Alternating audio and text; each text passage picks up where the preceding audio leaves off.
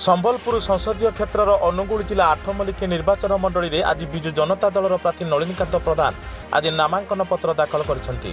प्रथम दिन में समर्थक मानक नहीं बाजा रोषणी शोभायात्रा कर शक्ति प्रदर्शन कर विरोधी को चकमा देवाई नामांकन भरी घर को फेरी जाई निजर पतियार देखाई।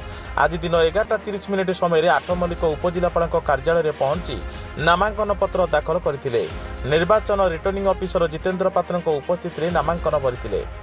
आज जो शुभ अवसर में आमर विधायक प्रार्थी नलिनीकांत प्रधान प्रथमे आमर माँ महेश्वरी को दर्शन और आशीर्वाद नहीं से एनएसी परिक्रमा करी आज आमर आठमल्लिक विजु पट्टनायक प्रतिमूर्ति माल्यार्पण करी आज नॉमिनेशन करने को आछंती। आज आपण माने आमे कहूचु जे आज आठमल्लिक इतिहास प्रथम हम जो भाव में माँ मैंने एवं विजु जनता दल कर्मी मैंने उत्साहित हो आज आसछंती।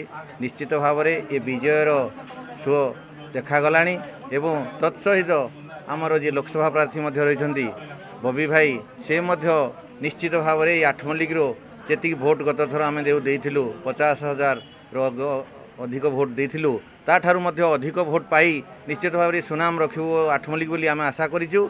एवं निश्चित भाव में जो नवीन पट्टनायक वर्तमान जो नारा चली से सुरे निश्चित भाव में विजु जनता दल आगामी दिन में सरकार करुच्ची एवं लोकसभा क्षेत्र में बबी भाई बहुत विपुल भोट जीतुंट बोली आम निश्चित भाव आशा करुचु एवं एम अनुमान कर सारूँ।